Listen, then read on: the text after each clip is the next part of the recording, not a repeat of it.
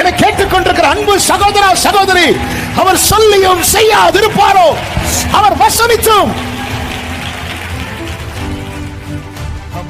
அவருக்கு ஒரு கால்குலேட்டர் இருக்கிறது. ஒருவன் பிறத்த 1000, 2 பேர் பிறத்த 10000, சின்னவனை 1000 ஆகவும் சிறியவனை, இதெல்லாம் அவருடைய கணக்கு. யாரை எப்படி உயர்த்துவார், யாரை எப்படி மேன்மைப்படுத்த வாக்கு தத்தம் இருக்குதா? அல்லேலூயா. எதுக்கு சொல்றது தெரியுமா? ஊரே உங்களை நிர்மூலமாக்கணும்னு நினைச்சாலும் அவர் ஒருத்தர் உங்களை வாழ வைக்கணும் நினைச்சிட்டார்னா, அவர்களை எவ்வளவு ஒடுக்கினார்களோ அவ்வளவாய் அவர்கள் பலுகி பெருகினார்கள். வாக்குத்தத்தம் உடையவனை ஒடுக்க அநேகர் எழும்புவார்கள், ஆனால் வார்த்தையையும் அது நிறைவேறுதலையும் தடுக்கவோ முடக்கவோ ஒருவருக்கும் கூடாது. என்னால் செய்யக்கூடாத அதிசயமான காரியம் ஒன்று உண்டு. கர்த்தர் உங்களுக்கு வார்த்தை தந்தது உண்டானால் அவர் சர்வ வல்லமை உள்ள தேவன். ஆமென் சொல்லுங்க மகளா. எரேமியா தீர்க்கதரிசன புஸ்தகம் 32வது அதிகாரம் அதனுடைய 27வது வசனத்தை வாசிக்க கேட்கலாம். எரேமியா 32:27. இதோ நான் மாம்சமான யாவருக்கும் தேவனாகிய கர்த்தர், என்னாலே செய்யக்கூடாத அதிசயமான காரியம் ஒன்று உண்டோ? கைகளை உயர்த்தி ஹல்லேலூயா. கர்த்தர் சொல்லுகிறார் ஏசாயா தீர்க்கதரிசியை கொண்டு 14வது அதிகாரம் அதனுடைய 24வது வசனத்துல, நான் நினைத்திருக்கிறபடியே நடக்கும், நான் நிர்ணயித்தபடியே நிலை நிற்கும் என்று சேனைகளின் கர்த்தர் ஆணையிட்டு சொன்னார். அதாவது ஆண்டவருடைய நாமமே சத்தியம். ஆமேன். ஆமேன் என்றால் என்ன தெரியுமா? ஆமா வா இல்லையா அப்படி கிடையாது. ஆமேன் என்றாலே ஆம்தான், ஆம்தான். அதுல அந்த ஆமேன் என்றாலே அதுல இல்லை கிடையாது, இல்லை கிடையாது, இல்லை கிடையாது. அல்லேலூயா. ஆமேன் என்றாலே அதுல என்ன கிடையாது? இல்லை கிடையாது. அதனால வேர்டு வரும்போது நம்ம என்ன சொல்லணும்? சிலர் ஐயோ, ஐயோ, ஆமென், ஆமென், ஆமென் என்கிற நாமம் உடையவர் சொல்லுகிறதாவது, ஆமென், ஆமென், வாக்கு தத்தங்கள் எல்லாம் ஆமென், ஆமென், ஆமென், இயேசு சொன்னதெல்லாம் நினைக்கிறார், நினைக்கிறார். அவர் நினைத்ததை நிர்ணயிக்கிறார், நிர்ணயித்ததை நிறைவேற்றுகிறார். இவர் தான் சொல்லுகிறார், என்னால் செய்யக்கூடாத அதிசயமான காரியம் ஒன்று உண்டு. ஹல்லேலூயா. நினைத்ததை நிர்ணயிக்கிறார். பாபேல் கோபுரத்தை இடிக்கணும்னு நினைச்சிட்டார். எல்லாரும் சேர்ந்து கட்டுறாங்க, ஒரு ஆளா நின்று இடிக்கிறார். ஹல்லேலூயா. எல்லாரும் சேர்ந்து கட்டுறாங்க, ஒருத்தரா நின்று இடிக்கிறார். ஏன்னா அப்போ கெட்டணுங்கிற நினைவு அதிகமா, இடிக்கணுங்கிற நினைவு அதிகமா? பாபேல் கோபுரத்துக்கு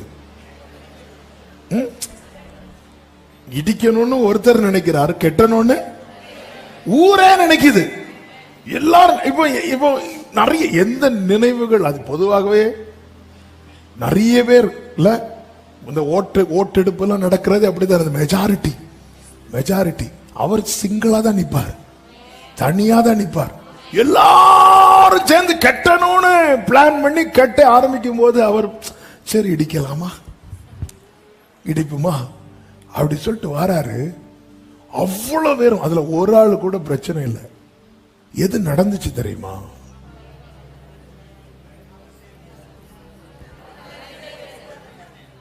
கர்த்தர் நினைத்தது. எதுக்கு சொல்றேன் தெரியுமா?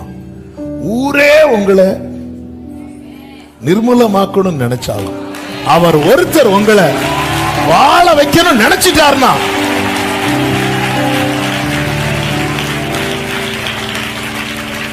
நீர் சொல்லியும் செய்யாதிருப்பீரோ, சொன்ன வார்த்தையை நீர் சொல்லியும்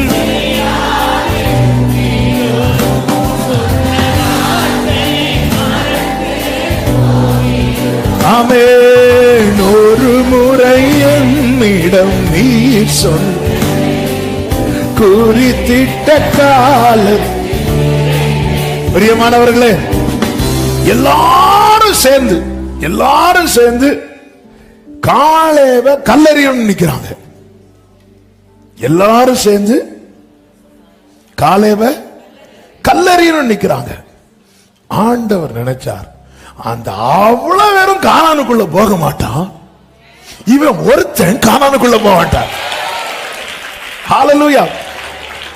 அதாவது உங்களை உங்க சொந்தக்காரங்க ஆகட்டும், உறவுகளாகட்டும், உங்க கூட வேலை பார்க்கிற அத்தனை பேரும் உங்க வாழ்க்கை இடியணும்னு நினைச்சாலும் அவர் ஒருத்தர், நீ வாழணும் நினைச்சிட்டாருன்னா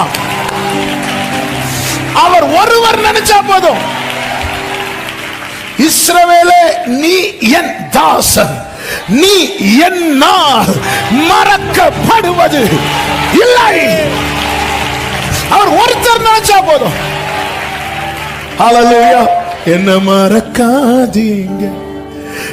இன்னைக்கு அவ்வளவுதான், செர்மனி தான். ஆண்டவரே, அவங்க நினைக்கிறாங்களா அப்பா, அவங்க எப்படி நினைக்கிறாங்க, எப்படி நினைச்சிட்டு போட்டோம். இப்ப நீங்க என் பிள்ளை வாழணும் அப்படின்னு நினைச்சிருங்கப்பா, என் பிள்ளை எழுமணும் அப்படி நினைச்சிருங்கப்பா. நீர் நினைத்ததை நிர்ணயிக்கிறீர், நீர் நிர்ணயித்ததை. come on church.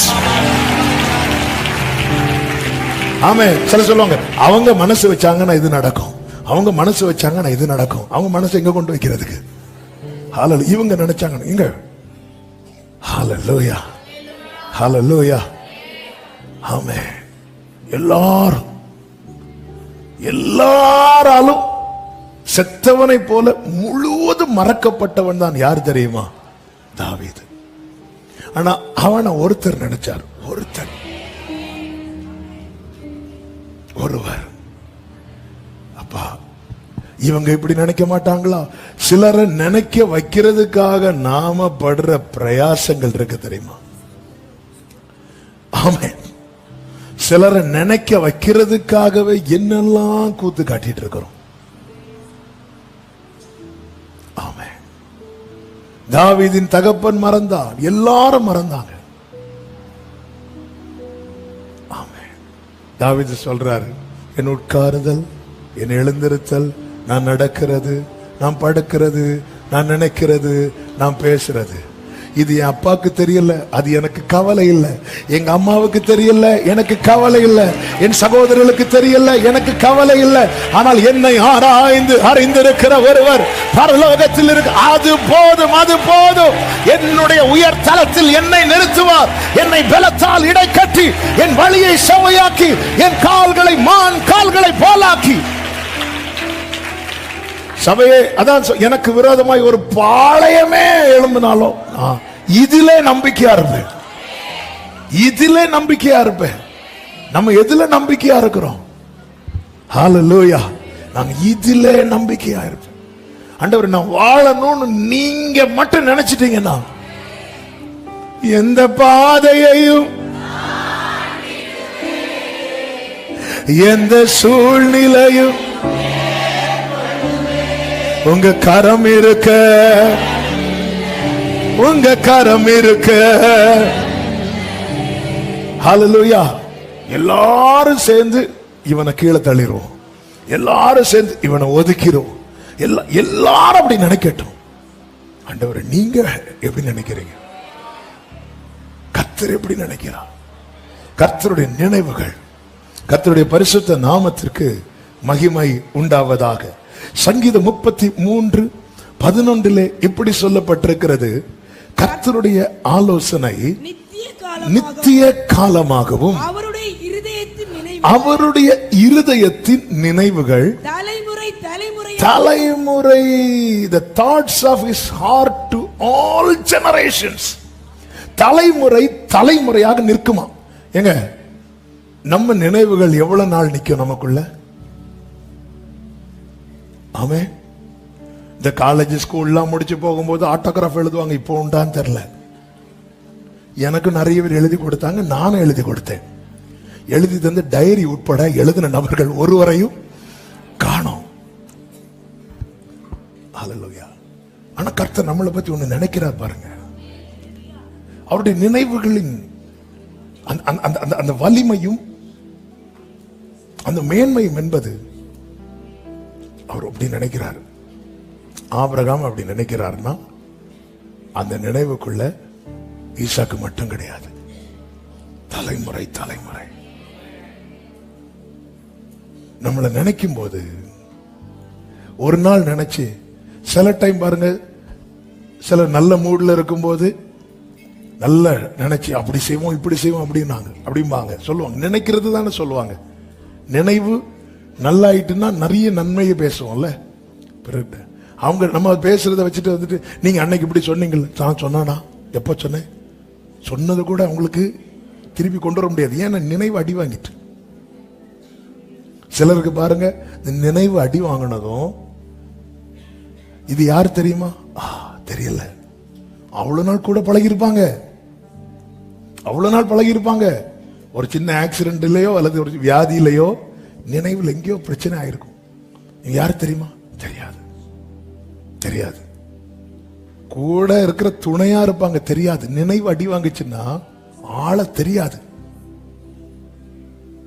எதுக்கு இது சொல்றேன் தெரியுமா, என் ஆண்டவருடைய நினைவுகள் தலைமுறை தலைமுறைக்கு நிற்கும். அது அர்த்தம் என்ன, இன்னைக்கு என்ன தெரியும்னு சொல்லிட்டு நாளைக்கு என்ன தெரியாதுன்னு சொல்ல மாட்டா. ஆமே, உங்ககிட்ட இருந்து நன்மையை வாங்கின அல்லது உங்களால ரொம்ப நன்மை பெற்ற பயன் பெற்றவங்க திடீர்னு ஒரு நாள் உங்களை தெரியாதுன்னு சொல்றாங்கன்னா அதுக்கு ரீசன் என்ன அப்படின்னா, உங்களை குறித்த நல்ல நினைவுகள் அவர்களுக்குள் இருந்து போய்விட்டது என்று அர்த்தம். உங்களை குறித்த நல்ல நினைவுகள் போய்விட்டது. அந்த வியாதிக்கு என்ன பேர் சொல்லுவாங்க, மறதி, அம்னீஷியாவா? ஆமா, கரெக்ட். அப்படியா? அவங்க உங்களை கல்யாணத்துக்கு கூப்பிடலையா, பாவம் அம்னீஷியா. அவங்கள்ட்ட சொல்ல நமக்கு வியாதி வந்த மாதிரி ஃபீல் பண்ணிட்டு இருப்போம். ஆமா, ஆண்டவர் மாத்தி யோசிக்க வைக்கிறார்ல. நம்ம ஏதோ நம்மளெல்லாம் கூப்பிடல, ஏய் மறந்துட்டாங்க, ஜோமன் மறதி வியாதி வந்துட்டு. அதுக்குன்னு ஸ்டேட்டஸ்ல போடாதீங்க, எங்க சித்தப்பாக்கு எங்க பெரியப்பாவுக்கு அப்படி போட்டுறாதீங்க. மறந்துட்டாங்கப்பா. ஹல்லேலூயா. மறப்பாங்க. சிங்கத்தின் கைக்கு தாவீது ஆடுகளை மீட்டதை எல்லாம் தகப்பன் மறக்கிறான். எல்லாரும் மறப்பாங்க. ஆனா ஒருவருடைய நினைவு தலைமுறை தலைமுறை.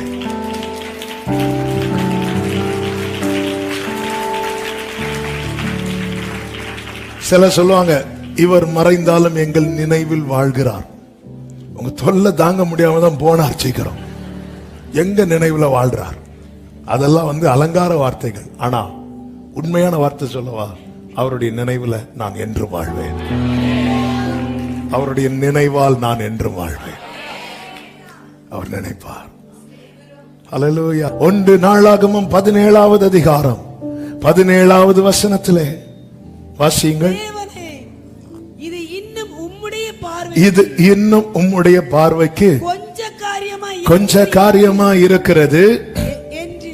தேவனாகிய கர்த்தராயிருக்கிற நீர் உமது அடியானுடைய வீட்டை குறித்து வெகு தூரமா இருக்கும் காலத்து செய்தியையும் சொல்லி என்னை மகா மேன்மையான சந்ததியின் மனுஷனாக எப்படி பார்த்தாராம்? செய்தியை சொல்லி பார்த்தார்.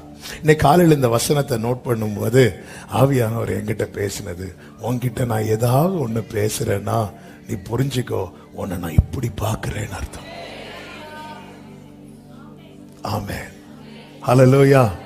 உன்கிட்ட நான் ஏதாவது ஒண்ணு பேசுறேன்னா நீ புரிஞ்சுக்கோ, உன்னை நான் அப்படி பார்க்கிறேன். இந்த பகல் வேளையில உண்மையா சொல்லணும், கர்த்தர் என் கூட பேசி இருக்கிறார். அப்படி சொல்றவங்க மட்டும் இப்ப ஆண்டவர் உங்களை எப்படி பார்க்கிறார் தெரியுமா? அழகா சொன்னீங்களே, மகா. ஆமென் ஆமென். மகா மேன்மையான ஆண்டவர் ஏதாவது உங்கள்கிட்ட பேசுறாரா? உங்களை இப்படி பார்க்கிறவங்க உங்கள்ட்ட பேச மாட்டாங்க. நிறைய பேர் பேசல, ஆனா ஒருத்தரும் பேசாம இருக்கும்போது அவளை நயன் காட்டி வனாந்திரத்தில் அழைத்து கொண்டு வந்து அவளோடு பட்சமாய் பேச. ஏன் நிறைய பேர் பேசல உங்க கிட்ட? எல்லாரும் உங்களை இப்படி பார்க்கறாங்க. ஹல்லேலூயா. ஏஷா மைனர். ஏன் அவர் உங்கள்ட்ட பேசுறார்? அவர் உங்களை எப்படி பார்க்கிறார்? அற்பமான என் ஆரம்பத்தை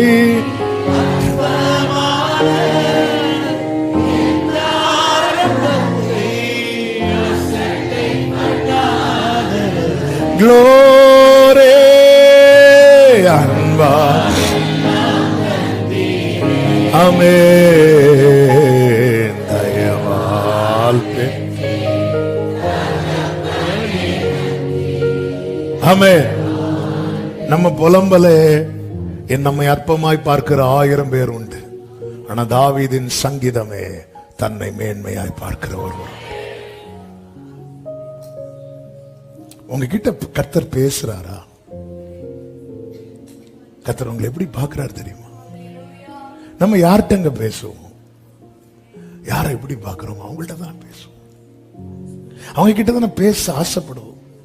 அவங்க கிட்ட தானே பேச விரும்புவோம். தாவீதுகிட்ட பேசிட்டே இருக்கிறார், பேசுறார். ஆண்டவர் என்கிட்ட பேசுறார் அப்படிங்கிற ஒரு ஃபீல் இருக்கா? கர்த்தர் உங்களை எப்படி பார்க்கிறார்? சொல்லிட்டு அடுத்த வசனத்துல சொல்றாரு, உமது அடியானுக்கு உண்டான என்றல்ல உண்டாகும் கனத்தை பற்றி தாவீது அப்புறம் சொல்வது. அதன் அர்த்தம் என்ன? கர்த்தர் என்ன மேன்மையா பார்த்து என்கிட்ட பேசிட்டார்னாலே எனக்கு கனம் உண்டாக போகிறது. ஆமீன் சொல்லுங்க பார்க்கலாம். உமது அடியான் வார்த்தை வருதா?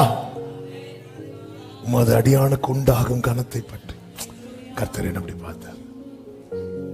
தாவீது எந்த நம்பிக்கையில சொல்றீங்க நீங்க உயர போறீங்க? கர்த்தர் என்ன அப்படி பார்க்கிறார். எந்த நம்பிக்கையில சொல்றீங்க நீங்க ஆசீர்வதிக்கப்பட போறீங்க? கர்த்தர் என்ன அப்படி பார்க்கிறார். எதை வச்சு சொல்றீங்க? அவர் என்கிட்ட பேசுறாரு. பேசுறாரா? அவங்க கிட்ட பேசுறாரா? எத்தனை பேர் லிட்டரலா நான் கர்த்தர் என்னோடு தான் பேசுகிறார் அப்படிங்கறத என் வாழ்க்கையில அனுபவிச்சிருக்கிறேன்னு சொல்றேன்.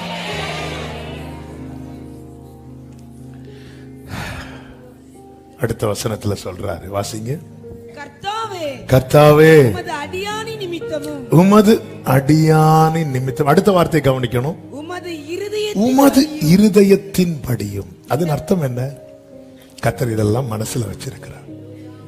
இந்த பெரிய காரியங்களை எல்லாம் அறிய பண்ணும்படி கர்த்தர் நம்ம கிட்ட பேசின ஒரு வாக்கு தத்துவத்தை சின்னதா சொல்ல முடியுமா? சின்ன வார்த்தைகள் இருக்கும், ஆனா வாக்கு தத்தங்கள் எல்லாமே எப்படி இருக்குது? பெருசா இருக்கு. நம்ம வாளாகவாவது ட்ரை பண்ணிட்டு இருக்கும்போது அவர் சொல்லுவார், நீ தலையா வாய்ப்பார். ஆமே.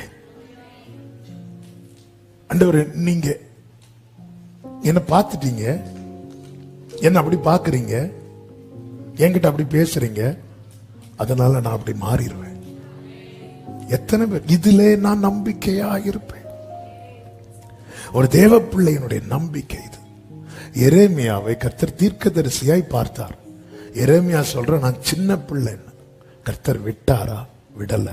எரேமியாவை இப்ப நமக்கு யாரா தெரியும்? தீர்க்கதரிசியா தான் தெரியும். சவுலை கர்த்தர் ராஜாவாக பார்த்தார். சவுல் சொல்றாரு சாமுவேல்ட்ட, இப்படிப்பட்ட வார்த்தையில ஏன் என்கிட்ட சொல்றீங்க அப்படிங்கிறார். விட்டாரா கர்த்தர்? சவுலை நமக்கு யாரா தான் தெரியும்? ராஜாவா தான் தெரியும். பேதுருவை கர்த்தர் மனுஷனை பிடிக்கிறவனாய் பார்த்தார். பேதுரு இங்க மீன் பிடிக்கிறதுல ஃபுல் அரியர வச்சிட்டு இருக்கிறார். நம்மள மாதிரி. கர்த்தர் விட்டாரா? இல்ல. பேதுரு நைட்டு ஃபுல்லா வலை போட்டு உனக்கு ஒரு மீன் கிடைக்காம இருக்கலாம், ஆனா உன்னை நான் மனுஷனை பிடிக்கிறவன் ஆக்கிட்டேன்னா நீ போடுற வலையிலேயே 3000 மீன்கள் வரும். ஆமே. அது போலதான் அழைக்கப்பட்ட இன்னைக்கு ஆண்டவர் என்ன அப்படி பெருசா வச்சிருக்கிறாரா? அப்படிங்கிற கேள்வியோடு ஒருவேளை கேள்வி இருக்கலாம். நல்லா புரிஞ்சுக்கோங்க, கர்த்தர் பெரியோரையும் ஆசீர்வதிப்பார், சிறியோரையும் ஆசீர்வதிப்பார். கர்த்தர் நம்ம கூட பேசுறாரா? இன்னைக்கு காலையில் ஆண்டவர் எனக்கு தந்த கன்ஃபர்மேஷன் அதுதான். ஆண்டவரை இன்னும் நான் உங்க நினைவுல இருக்கிறேனாப்பா அப்படி கேட்கும் போதே ஆண்டவர் நான் பேசுறேனா? எஸ் லார்ட், நீ இருக்கிற என் நினைவுல உன்னை நான் இன்னும் இப்படிதான் வச்சிருக்கிறேன். எப்ராஹிமே, நான் உன்னை எப்படி கைவிடுவேன்? நான் மனிதன் அல்ல, நான் தேவனாக இருக்கிறேன். ஹல்லேலூயா. நம்மை நினைக்கிற ஒருவர் பரலோகத்தில் உண்டு. ஆமென். கர்த்தர் ஆபிரகாமை ஆசீர்வதித்த காரியத்தை டச் பண்ணிட்டு நான் இன்னைக்கு ஜெபிக்க விரும்புகிறேன். ஏசாயா 51வது அதிகாரம் அதனுடைய 2வது வசனத்தில் இப்படி சொல்லப்பட்டிருக்கிறது. ஏசாயா 51:2. ஆபிரகாமையும் உங்களை பெற்ற சாராளையும் நோக்கி பாருங்கள். அவன் ஒருவனாயிருக்கையில், இந்த வேர்டை கவனிங்க, அவன் ஒருவனாயிருக்கையில். இதுதான் நோக்கி பார்க்க. நம்ம சும்மா பார்த்தா இஸ்ரவேல், இன்னைக்கு இஸ்ரவேல்னால எல்லாரும் பயப்படுறாங்க. இந்த ஒரு சின்ன கன்னியாகுமரி அளவுக்கு இருக்குமா இஸ்ரவேல், அதோட கொஞ்சம் பெருசுன்னு வச்சுக்கோங்களேன். என்னெல்லாமா பண்ணி பார்க்கறாங்க, தொட முடியுதா? இன்னைக்கு அது ஒரு பெரிய, அதாவது அது ஒரு சின்ன நாடு தானே. அப்ப அந்த யுத்தம் ஏன் இன்னைக்கு உலக அளவுல பேசப்படணும்? வேற எந்த யுத்தம் பேசப்படுறதை விட இஸ்ரேல் ஃபைட் பண்ணுச்சுன்னா அது வேர்ல்டு ஃபுல்லா பேசப்படும். அதுதான் இஸ்ரேலுடைய பவர். இது எங்க இருந்து வந்துச்சு தெரியுமா? அவர் நினைச்சார். இதனுடைய ஆரம்பம் சொல்றாரு, அவன் ஒருவனாயிருக்கையில் நான் அவனை அழைத்து அவனை ஆசீர்வதித்து அவனை பெருக பண்ணினேன். கர்த்தர் அழைக்கும் போது, இன்னும் நான் கொஞ்சம் வேகமா சொல்றேன் டைம் ஆனதுனால, ஆதியாகமம் 12 நோட் பண்ணிக்கோங்க, நீங்க வீட்டுல போய் மெடிடேட் பண்ணுங்க. அழைக்கும் போதே சொல்லுகிறார், நான் உனக்கு குழந்தை தருவேன்னு சொல்லல, அழைக்கும் போதே நான் உன்னை பெரிய சாதியாக்கி, அப்படிதான் அழைக்கலாம். நான் உன்னை பெரிய ஜாதியாக்கி. எடுத்ததுமே நம்ம எடுத்ததும் எங்க போவோம்? சின்னதா கொஞ்சம் கொஞ்சமா ஆரம்பிப்போம். வீடு கட்டணும்னு ஆசை, சந்தோஷம். முதல்ல ஒரு கல்லு போட்டு ஜோமன்லான் இருக்கிறோம். கல்லு போட்டாச்சு. அடுத்து எப்படி அந்த அந்த லைன் எடுக்கணும். பக்கத்து வீட்டுல இருந்தா இல்ல, ஈபில இருந்து அடுத்து கொஞ்சம் கொஞ்சமா பண்ணலான் இருக்கிறோம். காசு வர வர அடுத்து ஃபவுண்டேஷன் போடலான் இருக்கும். இது நம்ம பிளான். இவர் எடுத்ததுமே உன்னை நான் ஈசாக்குக்கு அப்பாவாக்கி, அப்படியா பெரிய இப்படிதான் இருக்கு. அதுக்கப்புறம் கீழே நம்ம எல்லாம் எழுதிட்டு கடைசியில் ஆன்சர் எழுதுவோம். அவரு ஆன்சர் எழுதிட்டு அதுக்கப்புறம் ஃபில் பண்றாரு. அதான் நீ நோக்கி பாருங்கிறார். எங்க வம்ச வரலாறு கூட அப்படிதானங்க. மத்தேயு எழுதும் போது ஆபிரகாம்ல இருந்து வராரு, ஆனா லூக்கா வச்சு எழுதும் போது இயேசுல இருந்து வராரு. ஆமென். ஏன்னா மத்தேயு வச்சு எழுதுனது அது யூதர்களுக்கு சில காரியங்கள் அப்படி இருந்தாதான், அதனாலதான் சாராள் பெற்றாள், ரெபேக்காள் பெற்றான்லாம் வராது, ஆபிரகாம் பெற்றான், அந்த இதுல தான் அறியப்படும். ஆண்டவர் பாருங்க, ஃபர்ஸ்ட் அப்படிதான் வராரு. உன்னை பெரிய ஜாதியாக்கி உன் பெயரை பெருமைப்படுத்து, நீ ஆசீர்வாதமா இருப்பா என்பா. அப்பொழுது அவனுக்கு வயது 75. அடுத்து 15:5 சொல்லுகிறார், நட்சத்திரங்களை உன்னால் எண்ணக்கூடுமானால் எண்ணு என்று சொல்லி அவனை நோக்கி உன் சந்ததி இவ்வண்ணமாய் இருக்கும் என்றார். ஆதியாகமம் 16:16 சொல்லப்பட்டிருக்கிறது. ஆபிரகாமுக்கு 86 வயது. இப்ப ஆபிரகாமுக்கு வயசு என்ன? 86. 17:1 இருக்கிறது ஆபிரகாமுக்கு 99 வயது. அப்பொழுதும் கர்த்தர் சொல்லுகிறார் 2வது வசனத்துல, உன்னை மிகவும் திரளாய் பெருக பண்ணுவேன். 17வது வசனத்துல சொல்லப்பட்டிருக்கிறது, ஆபிரகாம் முகங்குப்புற விழுந்து நகைத்தான். 18வது அதிகாரம் 12வது வசனத்துல சொல்லப்பட்டிருக்கிறது, சாராள் தன் உள்ளத்திலே நகைத்தாள்.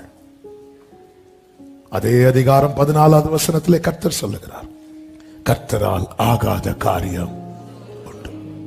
சில காரியத்தை கேட்டு நீ நகைக்கும் போதும் சரி, நீ திகைக்கும் போதும் சரி, கர்த்தர் கேட்கிற கேள்வி இதுதான், ஒரு காரியத்தை என்னால முடியாதுன்னு சொல்ல முடியுமா? உடனே சாராள் பாட்டி சொல்றாங்க, இல்லை இல்ல, நான் நகைக்கவே இல்லை என்றா. உடனே கர்த்தர் சொல்றார், இல்ல நீ. ஏன் அப்படி சொல்றாரு தெரியுமா? கலாத்தியர் 6:7 சொல்லப்பட்டிருக்கிறது, தேவன் தம்மை பரியாசம் பண்ண விட்டார். இந்த வேர்டு என்ன ரொம்ப ஊழியம் செஞ்சது. நீ ஒரு காரியத்தை கேட்ட நகைக்குன்னா எப்படி கேட்கும்போது, ஒரு காலத்தில் இப்படி கேட்கும்போது ஆமேன்னு சொன்னோம். இப்ப கேட்கும்போது நமக்கு எப்படி இருக்கு தெரியுமா? உள்ளத்துல. வெளியே ஆமேனா ஆமே ஆமே, உள்ள நாங்க 25 வருஷமா அண்ணா அவர் கிழவர் இருக்கார் வெளியே. ஃபர்ஸ்ட் சாரால் தன்னை ஒத்துக்கொண்டார்கள் தான் கிழவி என்று. நீங்கள் ஒத்துக்கொள்ளுங்கள், அற்புதம் நடக்கும். இந்த கிழவிக்கு ஆண்டவர் சொல்ற, நீ நகைத்த தேவனால் ஆகாத காரியம் உண்டோ? வேதம் சொல்லுகிறது, கர்த்தருக்கு மகிமை உண்டாவதாக. ஆதியாகமம் 21:1 கர்த்தர் தாம் சொல்லி இருந்தபடி சாராள் பேரில் கடாட்சமானார். கர்த்தர் தாம் உரைத்தபடி சாராளுக்கு செய்தருளினார். தேவன் குறித்திருந்த காலத்திலே அவனுக்கு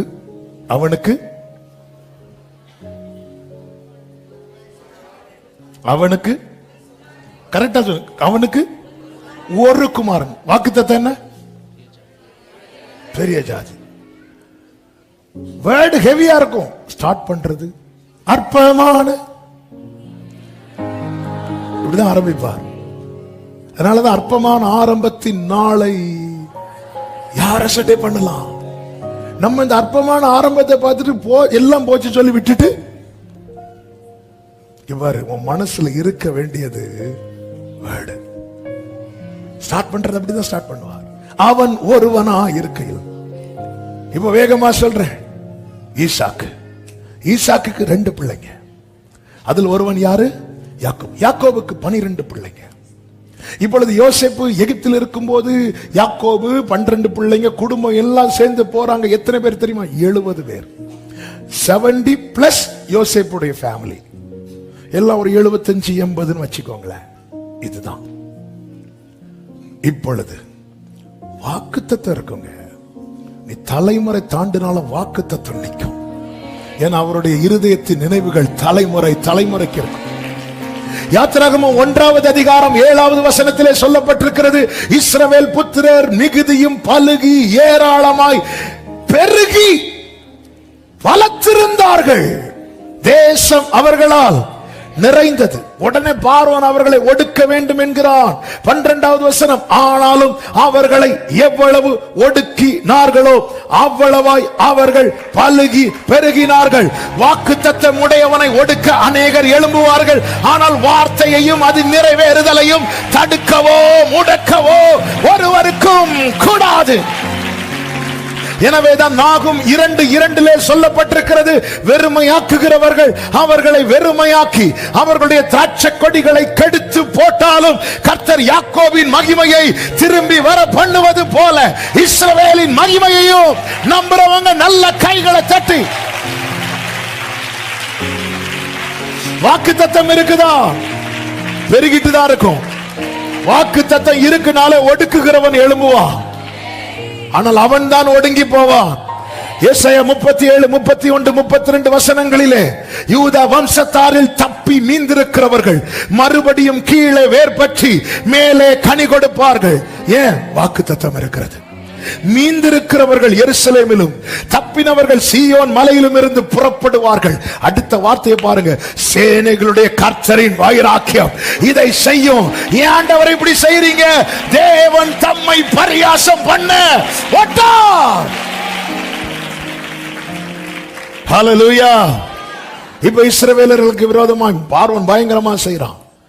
எகிப்துக்குள்ள என்றாகும் போது 70 எகிப்தை விட்டு வெளியே வராங்க. யாத்திராகமம் 12:37 அவர்கள் பிள்ளைகள் தவிர 6 லட்சம் புருஷராயிருந்தார்கள். ஆமே, 6 லட்சம் புருஷர்கள். இப்ப மோசே வழிநடத்தி கொண்டு போகிறான். எத்தனை பேர் இப்ப இருக்கிறாங்க? எங்கிருந்து ஆரம்பிச்சது? 1 அடுத்து 2 அடுத்து 12 அடுத்து இது என்ன கணக்குல பெருகுது? இது என்ன கணக்குல? 2 மடங்குன்னு சொல்லவா இல்ல 12 மடங்குன்னு சொல்லவா? சரி 70 இருந்து 6 லட்சம் இது என்ன கணக்கு? பல மடங்கு தான். இது என்ன கணக்கு? கணக்கு எப்படி போட்டாலும் டேலி ஆகுதா? ஏதாவது ஒரு கணக்கு வேணும். யோபுக்குன்னு ஒரு கணக்கு இருக்குல்ல, யோபுக்கு எது எதான் போச்சோ அதெல்லாம் 2. இதை என்ன கணக்குக்குள்ள கொண்டு வருவீங்க? வாக்குத்தத்த கணக்கு. இதுதான் அவருடைய நினைவு. கால்குலேட்டரை கொண்டு போனா ஹேங் ஆயிரும், தூக்கி போட்டு உடைச்சிருவேன். நம்ம எல்லாம் நம்ம கால்குலேட்டர் எடுத்துட்டு போறோம். ஆமா, உன் கால்குலேட்டர் மனுஷன் கண்டுபிடிச்சதுப்பா. அவருக்குன்னு ஒரு கால்குலேட்டர் இருக்கிறது. ஒருவன் துரத்த 1000, 2 பேர் துரத்த 10000, சின்னவனை 1000ஆகவும் சிறியவனை, இதெல்லாம் அவருடைய கணக்கு. யாரை எப்படி உயர்த்துவார், யாரை எப்படி மேன்மைப்படுத்த, வாக்கு தத்தம் இருக்குதா? ஹல்லேலூயா, ஹல்லேலூயா. நம்ம இன்னும் 2 வார்த்தை சொல்லிட்டு வாக்கு தத்தங்கள் பாட்டை பாடி ஜெபித்து முடிக்க போறோம். ஆமென் சொல்லுங்க பார்க்கலாம். இப்ப எத்தனை பேர் புறப்பட்டு வராங்க? 6 லட்சம். அவன் நேரா வந்தாச்சு. மோசே உபாகம் 1வது அதிகாரத்துல ஆழ்ந்த வேலை நிக்கிறார். நின்னு திரும்பி பார்த்து சொல்ற 1:11 நீங்கள் இப்பொழுது இருக்கிறதை பார்க்கிலும் 1000 மடங்கு. நல்ல கைகளை தட்டி வாக்கு அவருடைய இப்பொழுது இருக்கிறதை பார்க்கிலும் 1000 மடங்கு அதிகமாகும்படி. அடுத்த வார்த்தை, உங்கள் பிதாக்களின் தேவனாகிய கர்த்தர் உங்களுக்கு சொல்லியபடியே. இப்போ நாட்கள் எல்லாம் போய் போய் போய் போய் போய் போய் போய் போய் போய் தாவீது வராரு. தாவீதுக்கு அடுத்து யார் வராரு? சாலமோன் வராரு. சாலமோன் வந்து ஒரு வார்த்தை சொல்றாரு. 1 ராஜாக்களின் புஸ்தகம் 3வது அதிகாரம் அதனுடைய 8வது வசனத்திலே, நீர் தெரிந்து கொண்டதும் ஏராளத்தினால் எண்ணிக்கைக்கு அடங்காததும் லக்கத்துக்கு உட்படாததுமான ஒரே ஒருத்தன் ஒரே ஒரு வார்த்தையை சொன்னா, அந்த வார்த்தை இன்னைக்கு எங்க வந்து நிக்குது பாருங்க. என கேட்டுக்கொண்டிருக்கிற அன்பு சகோதரா சகோதரி, அவர் சொல்லியும் செய்யாதிருப்பாரோ? அவர் வசனித்தும். ஆமென். அவருடைய நினைவுகள் உயர்ந்தது. எல்லாரும் அவங்க கைய தலைக்கு மேல வச்சு, என் தலைக்கு மேல விசுவாசிக்கிறவங்க விரும்புறவங்க எங்கூட சொல்லணும், என் தலை மேல கர்த்தருடைய வாக்குத்தத்தம் இருக்கிறது. இது என்னோடு முடியாது, என் தலைமுறை தலைமுறைக்கும் நிற்கும். சொன்னது கர்த்தர், சொன்னவர் சர்வ வல்லவர். சத்தமா ஆமென். ஹல்லேலூயா. அவன் ஒருவனாய் இருக்கையா. இப்ப எங்க வந்து நிக்குது? பெரிய உலகம் கண்டதில் பெரிய ஞானி சொல்றான், எண்ணிக்கைக்கு அடங்காத லக்கத்துக்கு எப்படி டன் கணக்கு போட்டாலும் வரமாட்டேங்குது, எந்த கணக்கு போட்டாலும் வரமாட்டேங்குது. ஏன்? அப்பா பேசினார். என்ன அவருடைய நினைவுகள் நமக்கு கொஞ்சம் டவுன் ஆனது மாதிரி தான் இருக்கும். நம்முடைய ஆரம்பம் மாதிரி தான் இருக்கும். சோர்ந்து போகாத, நமக்காக எல்லாம் செய்கிற ஒருவர் பரலோகத்தில் இருக்கு. இந்த தேவன் என்றென்றைக்கும் உள்ள சதா காலமும் நம்முடைய தேவன். சொல்லுங்க, மரண பரியந்தம் நம்மை நடத்துவார். ஆமென், ஆமென். அப்படி எழுப்பி இருக்கலாமா?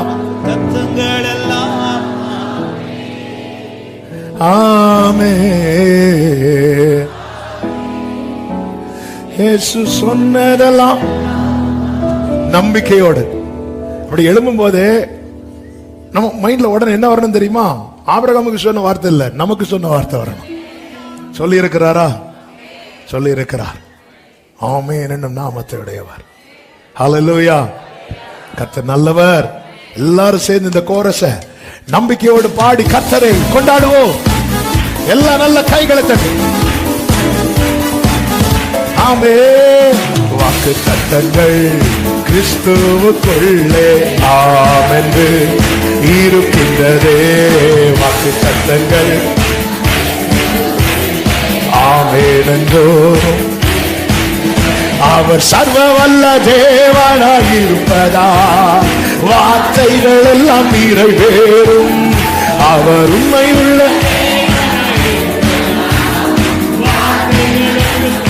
ஆமென் ஆமென் ஆமென் வாக்கு தத்தங்கள் எல்லாம் ஆமென் ஆமென் இயேசு சொன்னதெல்லாம் ஆமென் ஆமென் ஆமென் ஆமென் ஆமென் இயேசு சொன்னதெல்லாம் ஆமென் ஆமென் உடரமா சந்தனமா கலரமா அந்தரால் அறியாதரே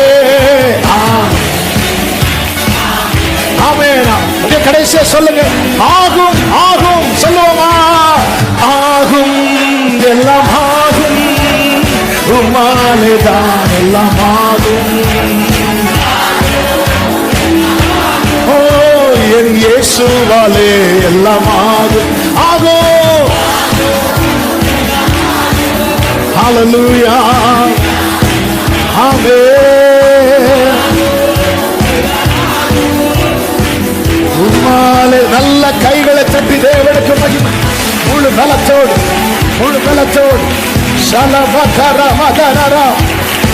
அவருடைய நினைவுகள் தலைமுறை தலைமுறைக்கு நிற்கும் ஹல்லேலூயா ஹல்லேலூயா ஹல்லேலூயா நன்றி ஆண்டவரே ரெண்டு கைகளை உயர்த்தி நன்றி ஆண்டவரே நம்புவே இறுதி வர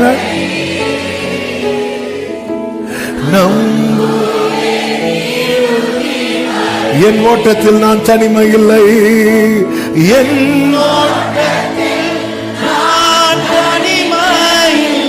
ஓ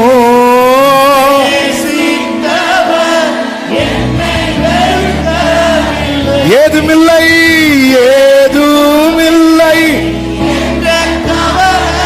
துணையாளர் என்னை விட்டு விலகவில்லை எத்தனை பேர் தைரியமா சொல்லுங்க சொன்னதை சொன்னதை சொன்னதை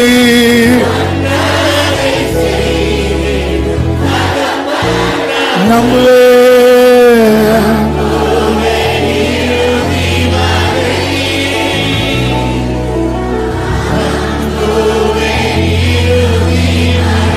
நம்புவே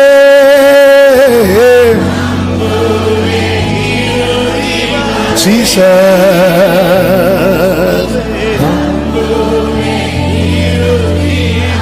நம்புவே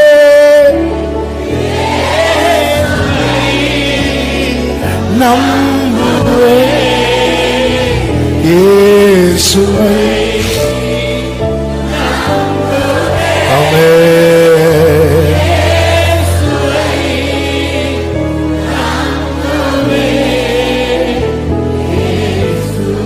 பரிசுத்த பிதாவே நல்ல தகப்பனே நீர் எத்தனை நல்லவர்.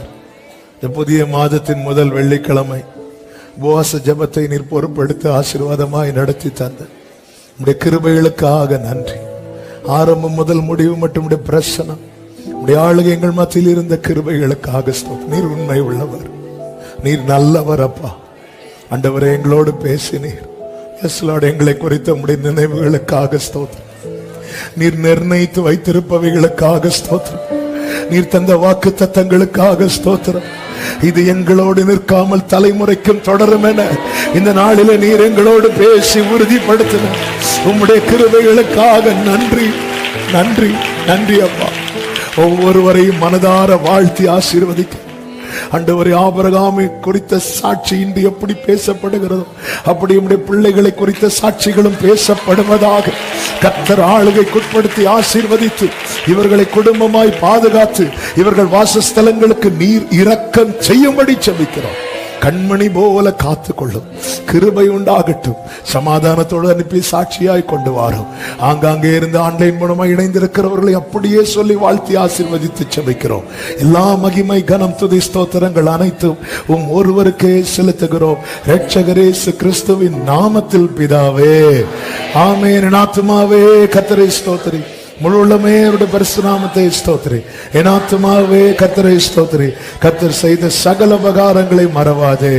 ஆமென். நம்முடைய கர்த்தராகிய இயேசு கிறிஸ்துவின் கிருபையும் பிதாவாகிய தேவனுடைய அன்பும் பரிசுத்த ஆவியானவருடைய ஐக்கியமும் சிநேகமும் பாதுகாவலும் நம் அனைவரோடும் எல்லா பரிசுத்தவான்களோடு கூட கர்த்தருடைய வருகை மட்டும் தங்கி இருப்பதாக. ஆமென். ஹல்லேலூயா. God bless you. சமாதானத்தோடு போய் வாருங்கள். கர்த்தர் உங்களை ஆசீர்வதிப்பாராக. ஆமென்.